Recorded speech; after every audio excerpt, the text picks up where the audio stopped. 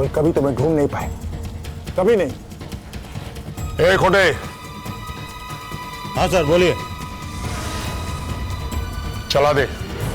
हाँ अबे मार दे गोली। ठीक है।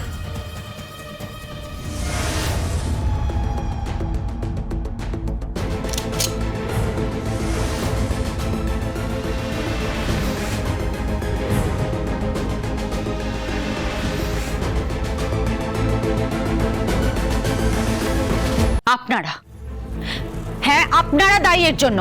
আমাদের বাড়ির মেয়ের যদি কিছু হয়েছে না, আপনাদের কিন্তু আমরা ছাড়বো না বলে রাখলাম। এর কম্পেনসেশন আপনাদের দিতে হবে। আপনাদেরকে আমি কোর্টে নিয়ে যাব, টেনে হিঁচড়ে কোর্টে নিয়ে যাব বাড়ির গৃহবধূর সঙ্গে এরকম মিসবিহেভ করার জন্য। বাহ বাহ বাহ, চমৎকার। চোরের মায়ের বড় গলা, এখন সব দায় আমাদের হয়ে গেল। সমস্ত দায় আপনাদের। দেখুন আপনি আপনি আপনি একটু শান্ত হন। কি করে শান্ত হব বলুন তো? কি করে শান্ত হব? আমার বোনটার কোনো খবর নেই, পরিবারে আতঙ্ক ছড়িয়ে গেছে, শ্মশানের নিস্তব্ধতা, কেউ খাওয়া দাওয়া করছে না। বারবার বারবার মুম্বাইতে ফোন করা হচ্ছে কিন্তু কেউ ফোন ধরছে না। ফোন, দেখো হ্যাঁ হ্যাঁ হ্যালো মা। না মা, এখানে এখানে কোনো খবর পাওয়া যায়নি। তোমরা ফোন করেছিলে? তোমরাও কোনো খবর পাওনি? না না দেখো, খবর পাওয়া যায়নি তো খবর পাওয়া যাবে কোথাও না কোথা থেকে, তো খবর পাওয়া যাবে। কোথায় পাওয়া যাবে সেটাই তো বুঝতে পারছি না। আমি বাড়ি ফেরার পর বারবার ফোন করেছি, আর বিপদটা টায়রার সেটা বুঝতে পারছি, কিন্তু বিপদটা ঠিক কি, কোথায় বিপদ, কার জন্য বিপদ, কিচ্ছু জানি না আমরা। লোভ হয়েছিল, লোভ, অসুরের দৃষ্টি হয়েছিল আপনাদের বাড়ির মেয়ে। উপরের দিকে তাকিয়েছিল, ঈশ্বর ক্ষমা করে।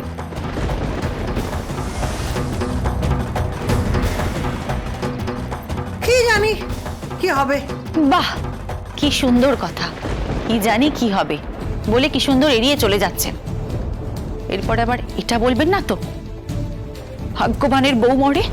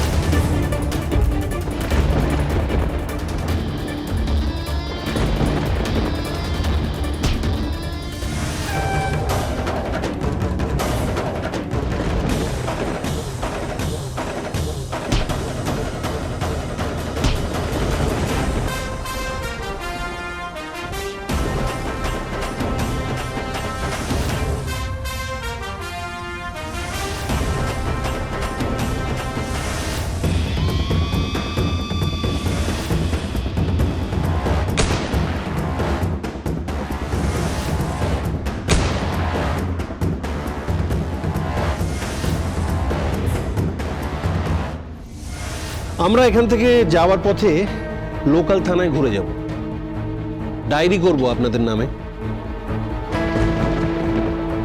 যে শ্বশুর বাড়িতে আমি আমার বোনকে পাঠিয়েছিলাম সেখান থেকে সে ফেরেনি, বাকিটা আইন সামলাবে।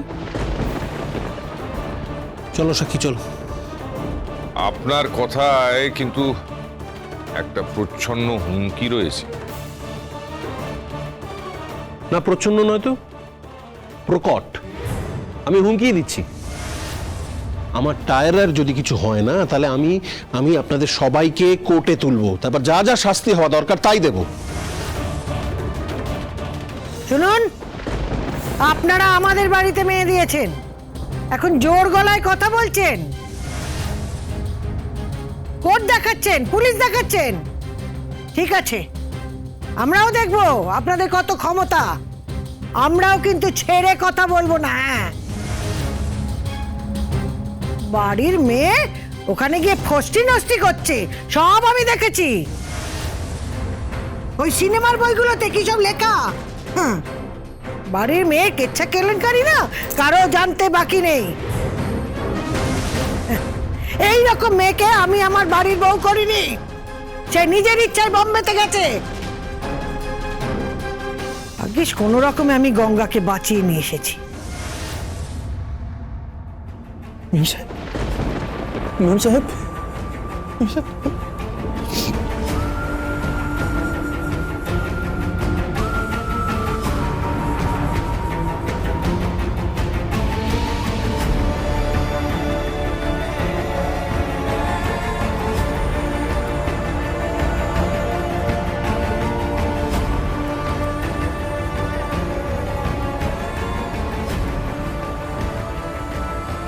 अबे फोन उठा खोटे, फोन उठा।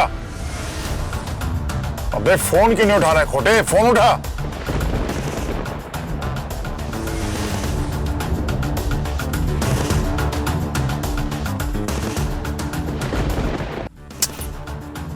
अरे काम हुआ तो उसे मारा तो कोई गड़बड़ तो नहीं हुई।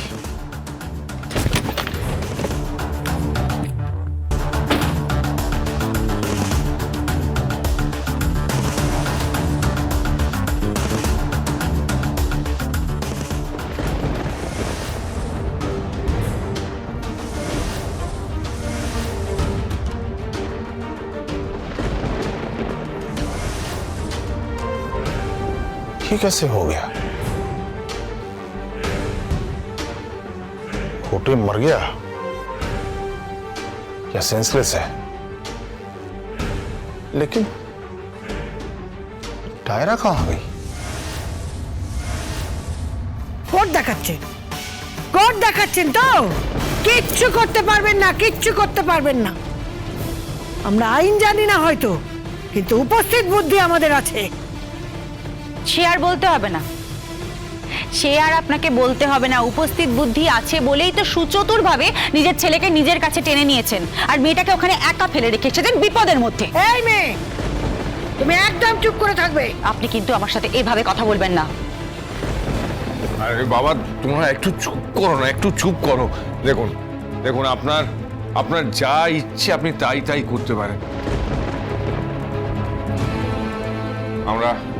আমরা তাতে কোনো বাধা দেব না। হ্যাঁ, করতেই হবে, করতে তো হবেই, পানিশমেন্ট দিতে হবে। আমার টায়রার সঙ্গে যারা অন্যায় করেছে তাদের পানিশমেন্ট দিতে হবে। এসো সাক্ষী।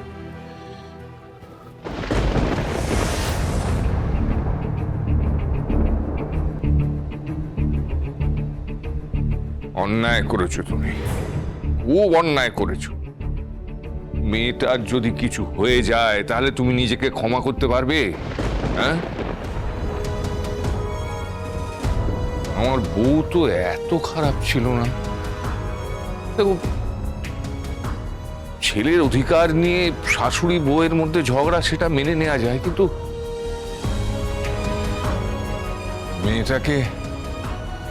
মেয়েটাকে মরার জন্য ছেড়ে দিলে বিরাজ। তাই যদি হয় তাহলে বলি যে এতগুলো বছর সংসার করার পরেও আমি তোমাকে ঠিক চিনতে পারিনি বিরাজ।